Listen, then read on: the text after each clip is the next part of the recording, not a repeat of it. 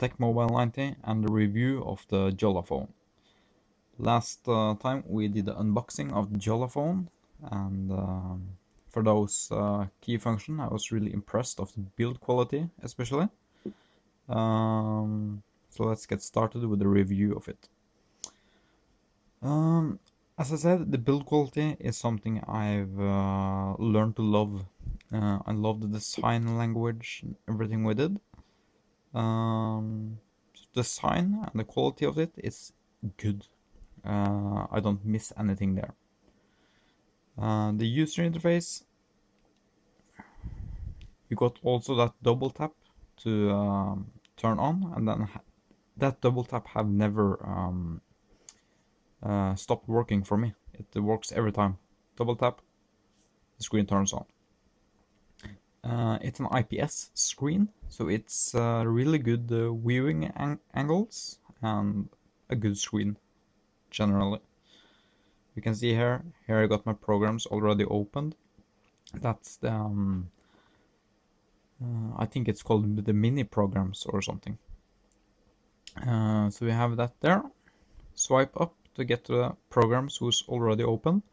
If you swipe up one more time, you get to the applications menu. The application menu can, if you think about Android, it's really the same. So I think when you get more application, you just have to keep scrolling down. Personally, I like side scrolling better, but that's maybe just because I'm used to the iPhone. But yeah, it works. I have learned to use it. Tap an application to open, as generally, and then it will load. Then it's like there. And the UI is all about swiping to the sides, from bottom up, from up to bottom. Yeah. There's the map application. I haven't used that so much, but as you can see, here I got the application up. If I want to close that, I just swipe from the side. There. And you can see I hold my finger still on the screen. That's because I can see what my notifications are and everything while I'm inside the application. So if I swipe my finger back again, the app will turn on again. Or if I swipe my finger all the way from and just let go, it will minimize to a minimized application. You see there.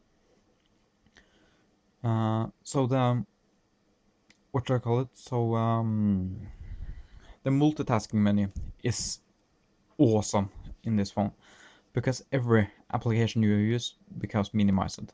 You don't have to tap like a shortcut button on the Android keys to get up almost the same thing. You just have to on home screen, tap the thing you want to go back to. Swipe your finger to the left and you're back again. It's really used and it's a 4.5-inch screen. That's a bigger screen. I'm normally using an iPhone 5S as my daily driver, and I can tell at once, and I've been using this phone, it really is to use in one hand just because of the swiping gestures. The screen is a little lower resolution than most of the other phones. It don't mind me as much at all. I would love to see a 720p HD screen though. But again, $399 or euros. I think it's a fair price. It's a newly started company. It's a really good product. Yeah, and I can't wait to see what else to bring to the phones. As I said, the back covers, you see here the white cover, you can take that off. It's got an NFC chip built into it, and that opens to manufacturers or OEMs to to, what shall I say, put in their own NFC chips with extra software or other things. What I would love to see manufacturers do with this cover is like some holo clip things. You can get a cover with an increased macro lens or something. Or maybe speakers. So I hope they get this phone as a success and people will start making accessories to it, because it's a real excited product. Let's get going actually. So the user interface, I love the user interface just because I can use it as still at one hand and the screen is bigger. That I can't do with Android phones, and that's why I don't use Android phones mainly. Other application I want to go through is the camera app. The camera is okay to the phone. Keep in mind this phone is still in beta. It's not a final version of the operating system. We just had a huge update with the Namen Kjarvi update, or what I should call it, that brings some updates to the phone, like landscapes view and some camera functions. But the camera function takes decent quality pictures. It's an 8 megapixel shooter. It's not the best I've seen, it's not the baddest I've seen. But again, this is still in beta. And that is also quite good explained when you buy the phone also. The operating system is still in beta. What I will love with this camera user interface, and if you remember that the Jolla co-workers got from Nokia, is more manual controls, like manual focus, manual exposure, everything like that. You can maybe have seen I'm filming with a Lumion 1020 and I load that as a camera phone. Or else it's got that regular, you got white balance, adjust to. So you just regularly tap those icons on top. Autofocus, continuous focus, or tap to focus. White balance you got down there. Flash down there, and camera mode.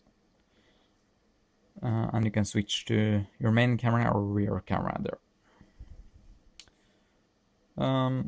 Takes good okay photos, I will say. Again, swipe to the side and it shuts down. I think the web browsers is just as okay as the camera. It loads quickly. The text on the screen is not hard to read at all for my eyes, actually. So yeah, it's okay. You tap down there at the one button to get to your address menu. There, tap there to go to another site like New York Times.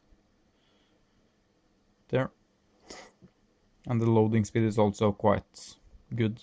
This is connected to the Wi-Fi though. So landscape, it switches fairly okay, not too fast, not too slow, in my opinion. And yeah, the screen is also gorgeous to look at. And you can see I can close as many as application in the background, and the phone still doesn't get slower or laggier. That's a good thing. The Jolla store, the app store on Jolla phone, it's got Jolla store, which looks like this. It's with a transparent thing and everything. Whoopsie fucky. Whoop, my camera fell down. So you see it like this. And here you can drag it to the side, swipe again to get to the categories down there. The applications is getting more and more every day, actually. If you want to search, just 2 sec, drag your finger down and you get the search button, my apps, and you can search there. Like tweet, and then you go to enter there, and it will Tweetgen. Tweetgen is like an awesome native app. Drag again, it will close. So basically, it's an okay. You also got an Android app store, Genex store. It's okay. I personally want to use native apps, but it works if you miss like Instagram, Facebook, etc. Go to Genex store, download that. Facebook is also a native app though. Yeah, it's a really good phone. I don't know if I missed something here, guys, so please help me and write in the comment section below if you want to know something else about the phone, or something special I will take up with the phone, like music quality, sound quality, or something. So that was the Jolla phone review. You also got, we got the Xperia C1 Compact up ahead as unboxing and review of that also. Stay tuned for that review if you want to know about that phone. So this is Tech Mobile 90 and the review of Jolla phone. Have a nice day and hit the like button if you liked it. Thank you.